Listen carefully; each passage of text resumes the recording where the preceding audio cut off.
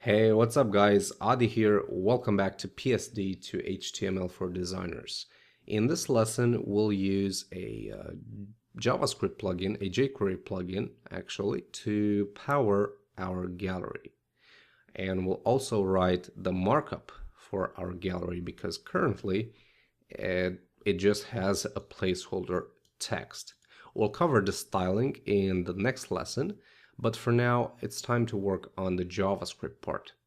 So when choosing a plugin for jQuery to make the gallery work, I was looking for two things. It had to be responsive and it had to support swipe gestures on mobile devices. And I ended up using the Cycle 2 plugin. It's a really awesome, it's free, and there are plenty of options. You can choose different transitions. It has an auto height feature and lots of stuff. So let's go ahead and download this.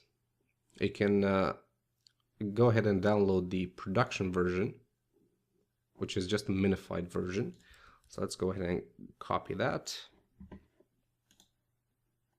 Create a new file here. Let's call it jQuery.cycle2.min.js. Okay, we'll paste this in. And also let's grab the swipe plugin. So download this 1 kilobyte, copy it, new file, jQuery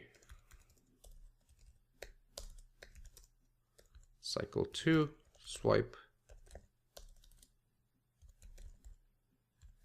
min.js. All right, and also we need the jQuery library, of course. So go to jQuery.com, click download. Make sure you select the production version, which is minified, and again copy it.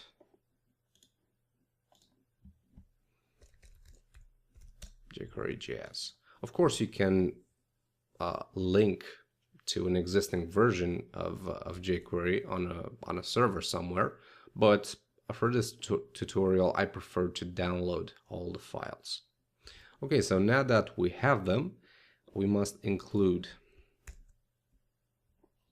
So we'll grab jQuery first, and then the plugins. So cycle 2 min,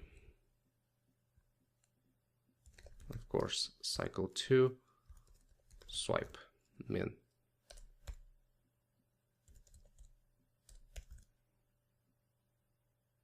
All right, looks pretty good. Okay, so what about the markup? Well, let's have a look. Let's close this. Let's have a look at some demos. So the very basic demo is the default slideshow, and we have a div with a class of cycle slideshow. So let's copy this, which contains a bunch of images. All right, let's do the same in our page. So let's go to gallery and delete this. Okay, and we're gonna say div with a class of cycle slideshow, and let's add a couple of images, like 3 images, which have, let's do it like this. I was gonna say let's grab some images from Lorem Pixel. So and cycle slideshow. Okay, so images sort lorempixel.com. Let's grab like 1000 by 500. Okay, so a relatively large image. Okay, and for alt, let's give it like a beautiful caption. Okay, now I'm using alt on the images because we have the image caption right below the image. And cycle 2 has an option where they can take the alt value of your image and display it. Let's create some more images.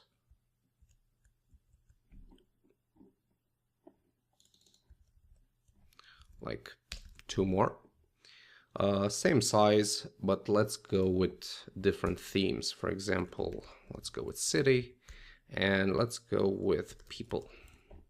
And let's change the captions accordingly. So let's do the city, and let's do people. All right. So now if we take a look at our page, yeah, we can see that the slider is already working. Of course, we need to make it smaller. We'll do that from CSS. And also we need to add some controls to it. We'll also do that from CSS. But for now, there are a couple of options that we can add. So you can find all of the options by checking the documentation. I'll just add the ones that we need. So I was talking about the caption. Well, to display the caption, we must first include where it's going to display, where it's going to be displayed. So I'm going to make a paragraph, give it an ID of alt caption, okay, and it's just a blank paragraph. And now we'll say this: data cycle caption equals, and we'll just put in the handler or the reference to this paragraph, alt caption. Yeah, so we're just putting in the ID. If you'll give it a class like caption, you'll do it like this: class caption. Okay. All right, so now take a look. Yeah, the paragraph we added currently contains the numbering. Yeah, so it says 1 out of 3 and so on. We can specify that it must display the alt value by doing this: data cycle caption template equals, oops, alt. Okay, so now it's going to display the alt of the image in the caption. All right, and one last option we need to add is swipe. So data cycle swipe equals the true. Okay, so now if you check the page on an iPad or a touch device, you'll see that swiping through the images will also change them. Okay, well, if you're wondering what's up with these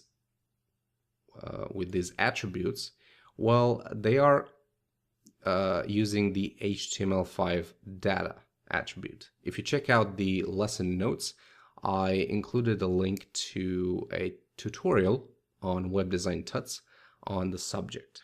All right, well, 2 more things we need to do and we're pretty much done. We must include the markup for the cycle controls. So we'll do that using spans. Span class cycle prev, and span with a class of cycle next. Now these 2 will be styled so that they'll show the buttons right here, which we'll click and they'll make the slider change image.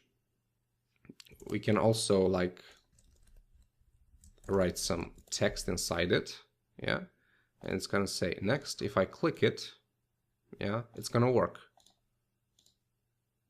because these are some predetermined classes that the plugin searches for, and whatever is inside, if you click it, it's gonna control the plugin. All right, well, that's it for this lesson. In the next one, we'll style the whole thing, add the navigation buttons, and finish actually with the whole styling of the page. Well, until then, I hope you guys liked this lesson. Thank you very much for watching. This is Adi signing out. Bye bye.